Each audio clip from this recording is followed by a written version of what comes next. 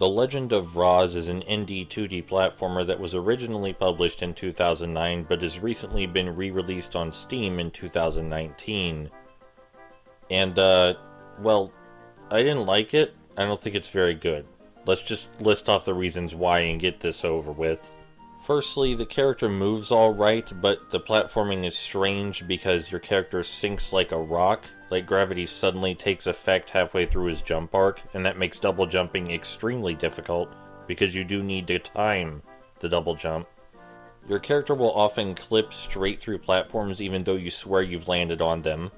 Your primary method of attack is arrows, but the method you use to aim them is simultaneously restrictive and makes no sense. You have to stand still, pull out the arrows, and even if you point the cursor directly where you'd like to shoot, the arrow still has its own arc separate of that. And if you decide to aim using the arrow keys instead of the mouse cursor, then you have to hold either right or down to shift your arrow either upward or downward. That's right, you don't press up to shift your arrow upward. Why would that be the case? That's silly, don't be silly. I'm not sure why you think the up key on the keyboard would make the arrow move upward, but that's ridiculous. The right key moves the arrow upward. The game places a lot of emphasis on its art style, which can make the scenery and screen entirely too busy, with a lot of objects that obscure your view, and sometimes it's hard to tell the hazards apart from harmless scenery. There are many times I ran straight into something I thought was harmless decoration, only to find my health draining very quickly. This is partially due to the fact that there is not enough feedback for when you're taking damage, and you don't have nearly enough invincibility frames.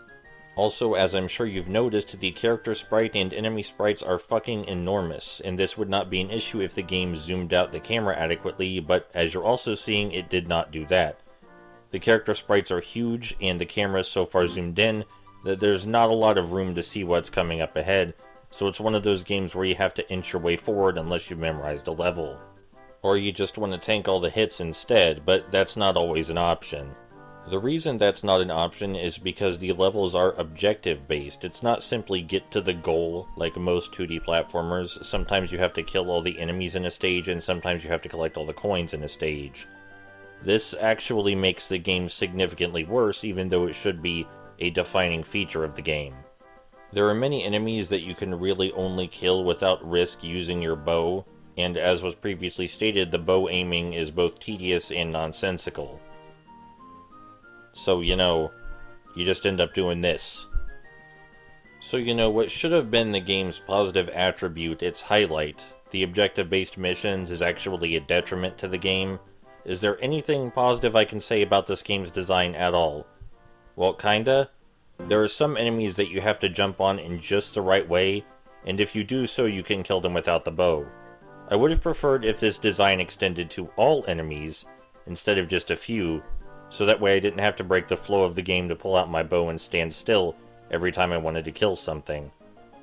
Theoretically, you could get so used to the bow's aiming that you could take a quick shot and then run, but you have limited ammunition for your bow and the aiming does not work the way you would expect, so you want to be careful with your aiming.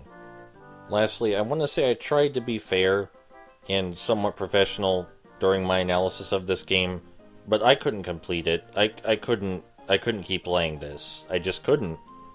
This is, I think, the first video, a game analysis video I've done on a game I haven't actually finished.